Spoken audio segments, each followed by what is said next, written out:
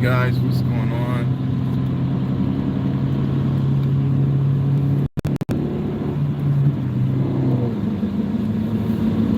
All right, if you're here again, welcome to Levi Apparel on the way to the JOB. And I need to fix this. One second. There we go. All right. Yeah, so a lot of things been happening since my last live. I was having issues converting my Epson 7620, and then I reconverted my Epson 7710 back to sublimation. So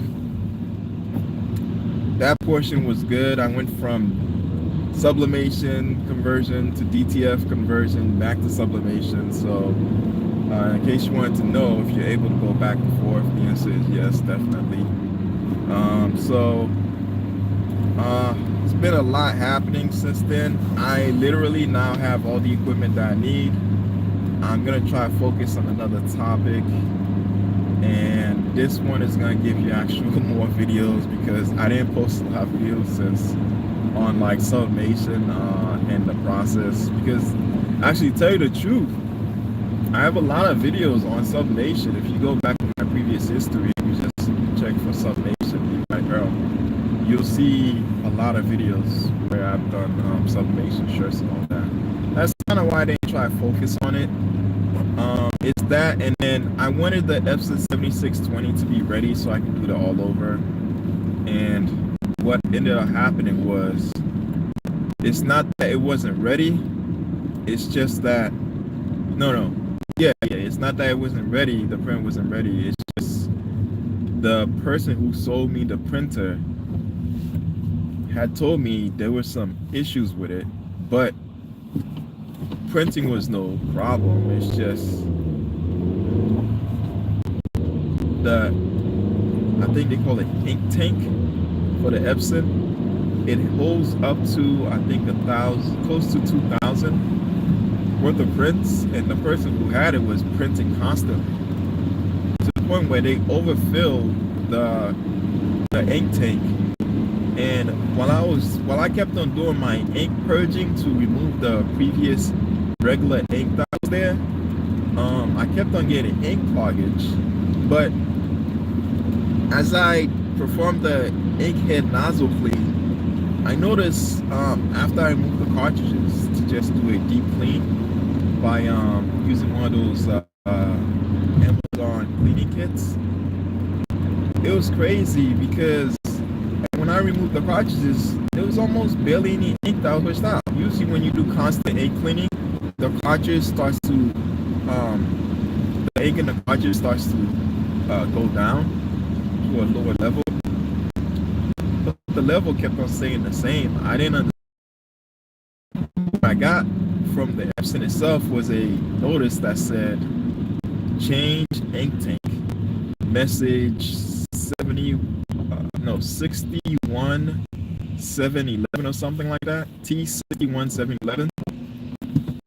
So eventually I ended up going to Amazon, and I purchased some ink. Also, I'm gonna try to get the ink refillable chip programmer. It's a thing that you get, you push it on the chips for the ink tank, and it reloads, so I don't have to keep buying another one. And all I need is just a sponge. You actually don't need a sponge for it. If you have it stable somewhere where you're not gonna move it, you can just get like a container that just collects the ink, you know. So you really don't need that. It's good to have the sponge because the sponge is easily removed, you know. But if you can program it or put a hole in it so you can just put a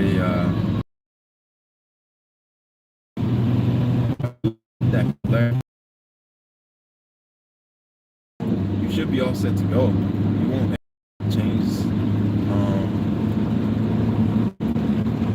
Well, you will have to reprogram the chip for the ink tank holder, but you won't have to worry about getting a sponge. All right. If you're here, like and subscribe. I appreciate it. It's Levi Apparel. So we didn't get to do t-shirts. That's why you didn't see the video. I was trying my best to actually get it done. I even looked at my small 11 by 17, 11 by 14 printer. No, not 11 by 14, 8 by 11. Sorry. And I was really trying to do it, but I'm like, you know what? There's way too much paper being printed that I have to put together like a puzzle. So I was like, I'm not doing tiling on the 8 by 11. There's no way. It's way too much paper. I wouldn't mind, you know, because if I was to do it, especially on the size shirts that I had, I'm looking at least, you know, both sides, more than 20 pieces of paper that I'd have to do, and I read about that, so it's a lot of time consuming. I'd rather use a large format printer that can do minimum 13 by 19, so I can get the most range that I can possibly get, so I can, you know, put these pieces together without having to piece multiple pieces of paper. You know, I'd rather do 10 as opposed to 20, even though, you know. But anyways, so that's why I didn't do it. Do I have plans to continually do it? Hell yeah. Yes, I will.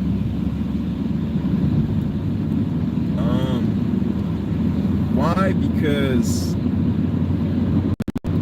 I really want to do all over prints. I have the capability to, but it's just I want to have the adequate machine to get it done, you know.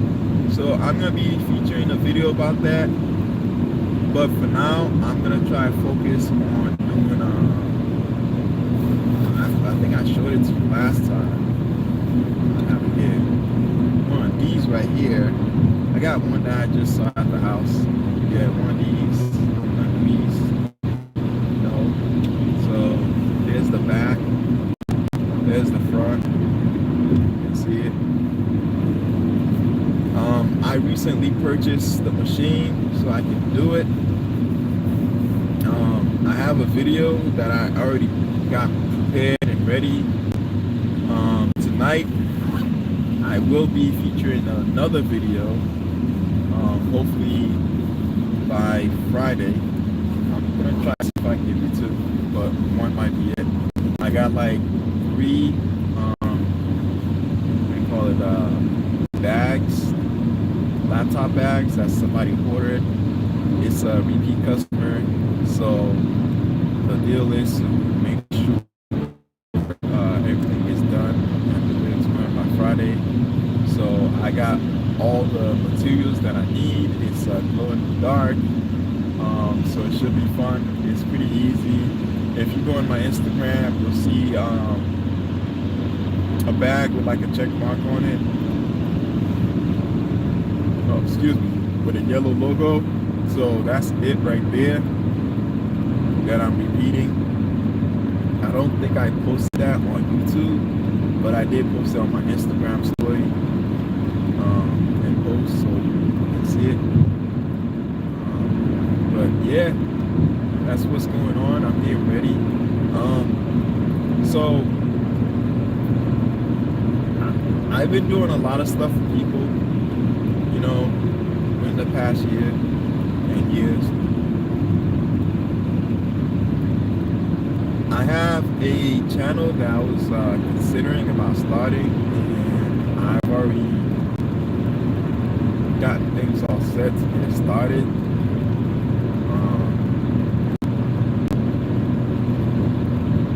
And I can't wait. I also have my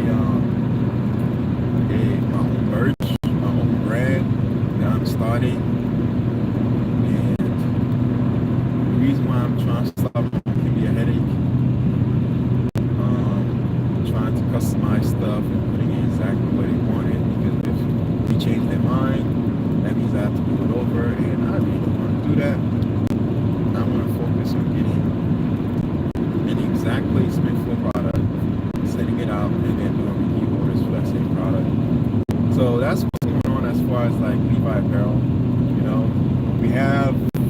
get from now on will be things that I want because it's an upgrade to what I have already. For example, I want a laminator, but if you look at my videos, you see that I've already had a laminator, and I've already laminated multiple stuff for people,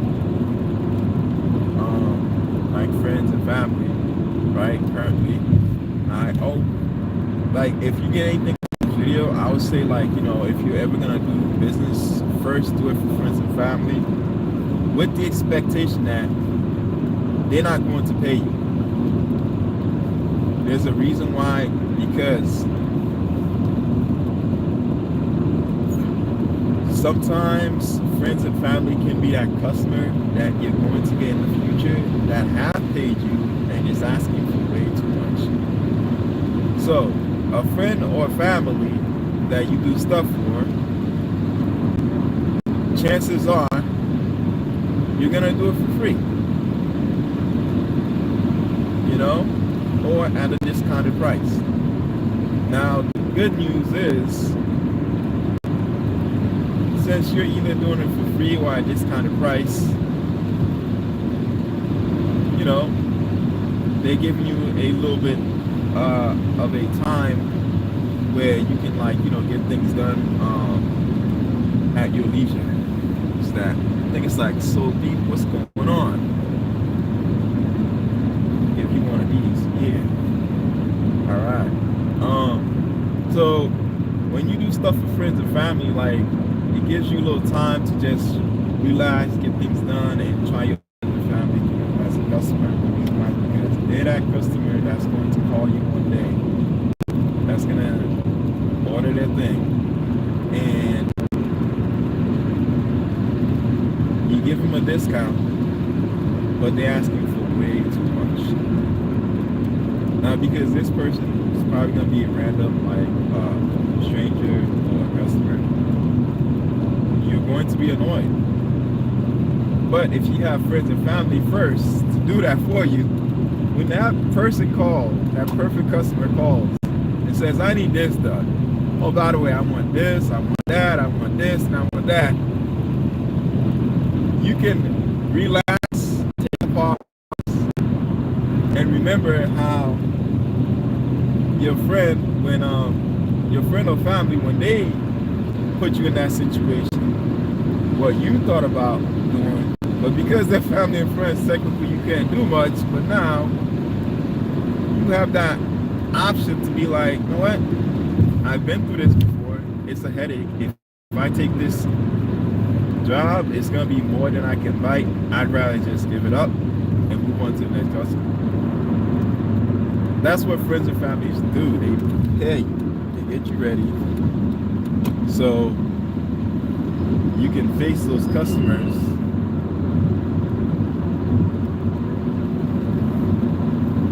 that tends to be a little bit more needy. All right, so don't knock out your friends or family. And also, while you're getting your craft, like your tools, your this, your that set up, friends and family are good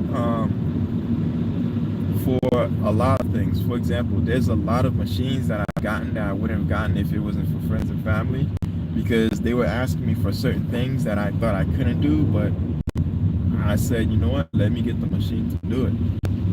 You know, I got a friend that has his own brand where now he's doing hats, and he's asking me for hats, and I didn't have the embroidery machine to do it, and I just purchased it. So now I have the capability to do it.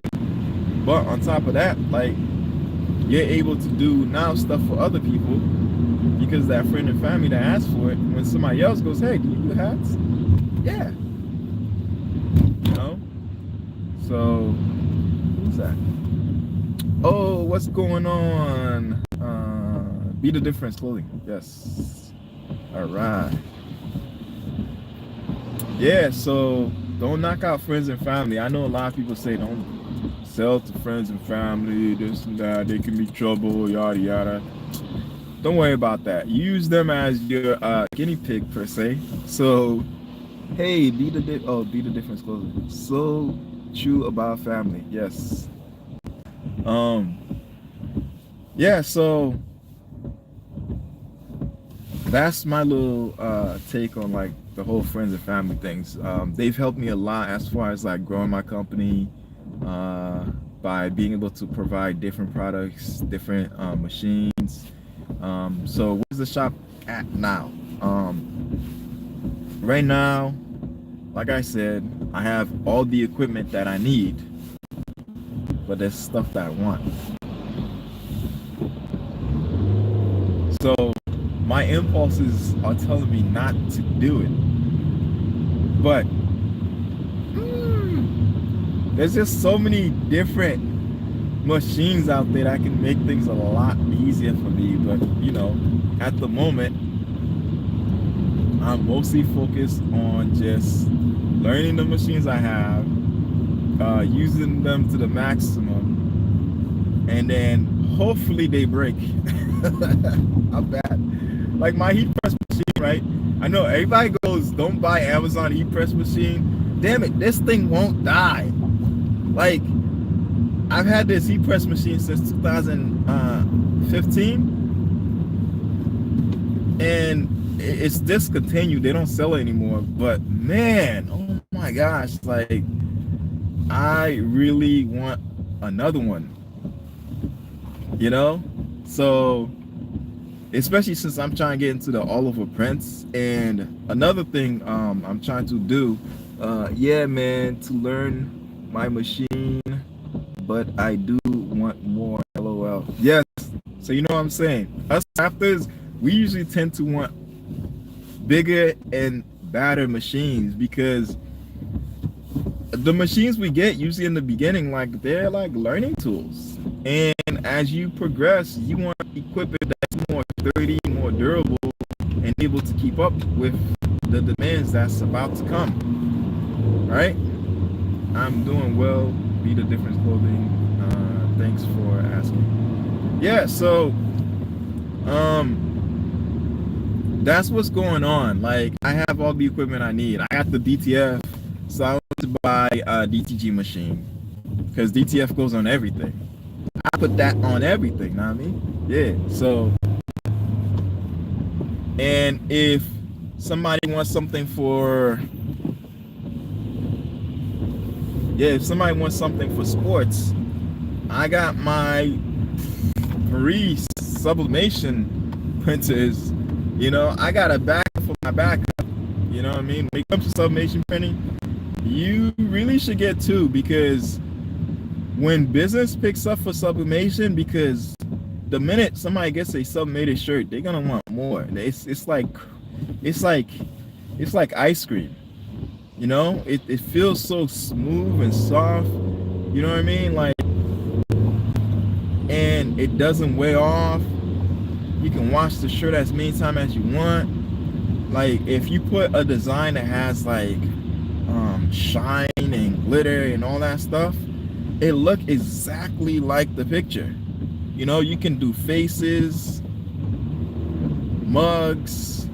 Oh man, the mugs, I've been killing it when I'm doing sublimated mugs, man. Like, oh, I remember somebody asked me for some mugs. They ordered 10, and then after getting those, they ordered 24, and I was like, damn, you know. So, and then you know how like mistakes happen. They send me the name, and I put it like what they did. That's the beauty about sublimation. Whatever people send you, you don't have to edit nothing. Just make sure the picture is big enough. You put it on the shirt. That's it. There's no vectorizing, nothing.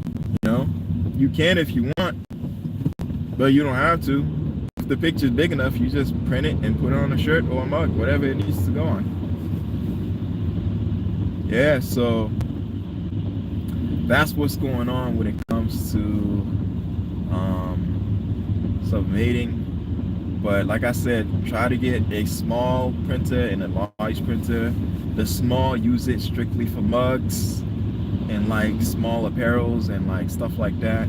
The large one, use it for like large apparels, because with the large, if somebody orders a color you don't have or it's really hard to find, you can sublimate the shirt to be exactly that color. So that's the summation printers. I have four. I have one that's the Rico 1310 that I don't use anymore because what it does is when it sits there and you don't use it, it sucks up the ink to try to clean the ink head. So the ink head is always clean, but you run out of ink easy.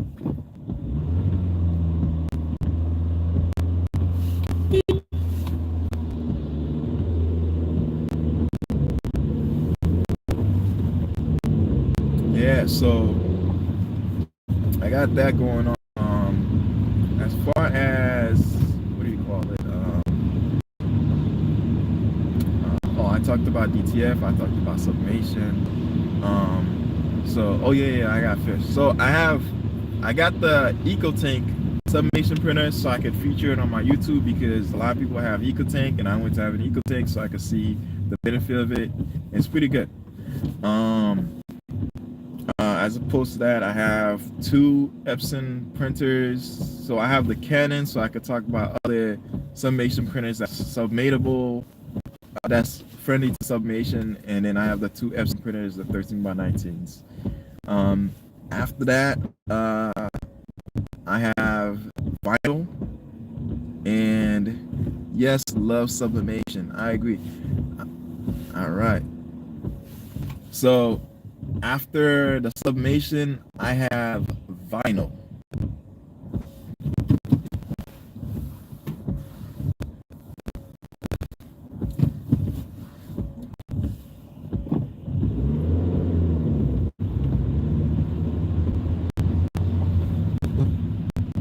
Yeah, so after the sublimation, I have vinyl. My vinyl cutters are, and so man, I got so much content I got put up there. It's crazy. I'm trying to be as much YouTube focused as I can be because there's just so much I can do and I can show. And having a brand kind of helps me now because I'm able to use my brand to focus on things that I want to do, you know? So, oh man, I hate being behind a bus. Woohoo, I'm free. Yes. Yeah, so my three vinyl cutters are I have the Silhouette Cameo 3. Now I know what you're saying, there's the 4 Pro whatever that's out there, but I have no need for it. Believe it or not, when it comes to vinyl cutting, I've maxed out my wants and needs for it because I have a large 24-inch cutter, so I don't need to cut any larger. I have a large, what do you call it? I think it's like 12 by 12. Well, actually, it's 12 continuous, 12 wide. So a lot of people don't know that Cameo can cut the longest I've cut with it is 48 inches. Right? So that's almost, that's 4 feet, right? It would take.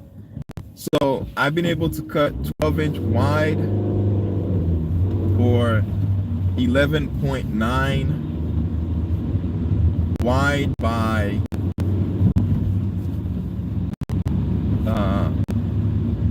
it's 48 inches. So that printer that vinyl cutter has a lot of promise on what you can do there, especially since you can cut a lot of like we call that contour cutting, where you take an image, you put it on the vinyl cutter, and then you can contour whatever you want, the silhouette of the image, so you can place it on a shirt, whatever you want to do. I don't need to do that. I got DTF, so that's out of the picture now. I mostly do like vinyl cutting on it with it, But that doesn't mean I'm not gonna do that, because you can do actually, yeah. There's posters. A lot of people don't realize you can do vinyl cutting. I mean contour cutting for posters. I mean not posters. Excuse me, stickers.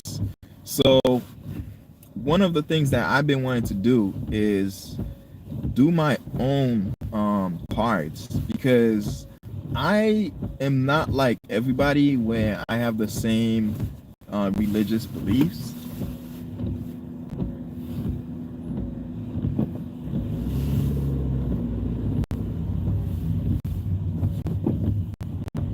So like most people, right, I believe in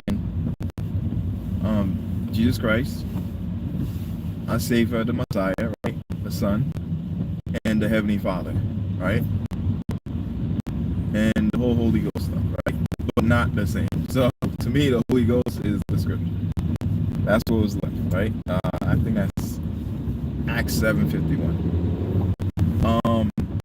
So if I'm getting religious, remember it's kind of called Levi the Pharaoh. It's a religious name, just so you know. Levi is a tribe in the scriptures, and nowadays you can equate that to the Isians, you know, whatever.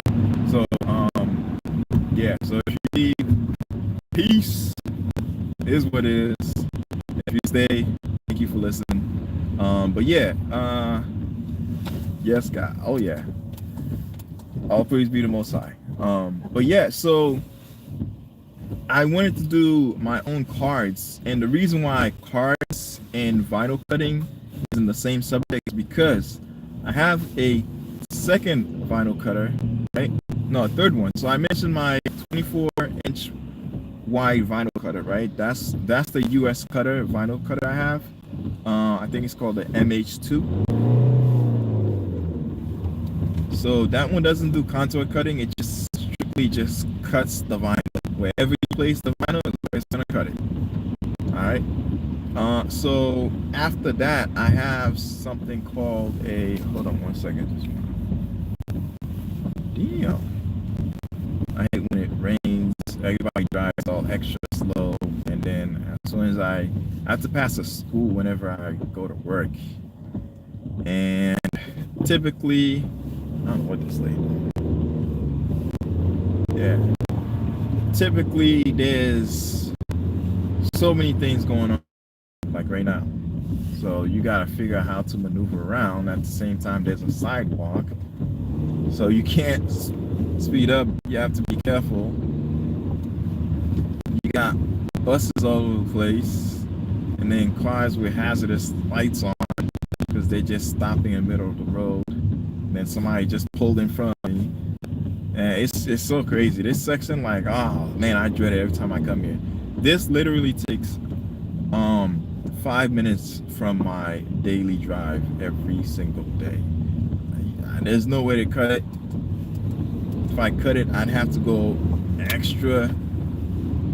Like I have to go all the way up, all the way down to come all the way back up again. I mean, all the way down or whatever.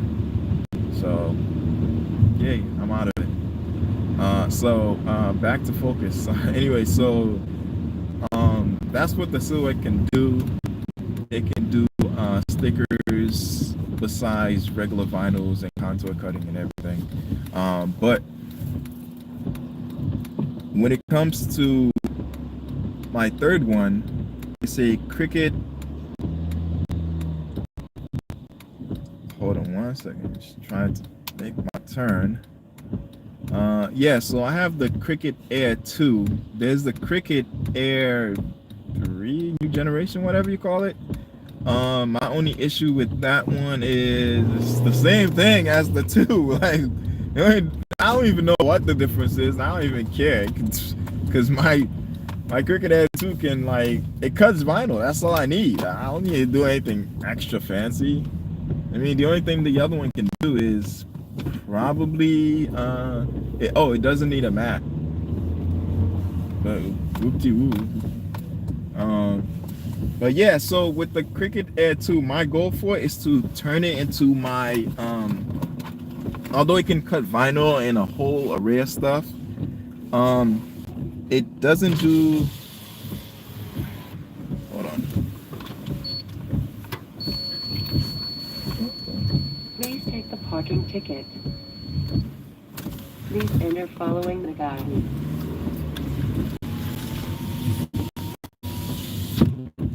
Yeah, so it really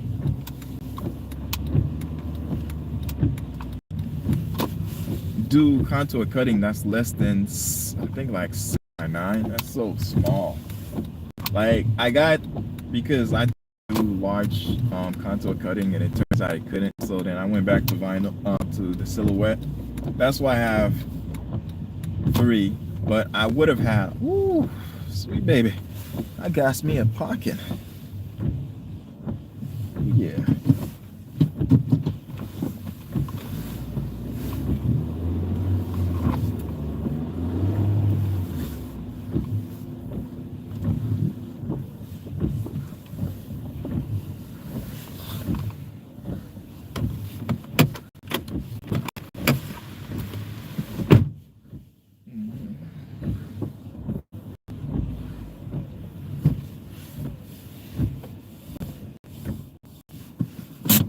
Alright.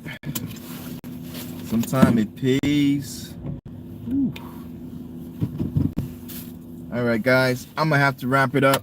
But yes, so with the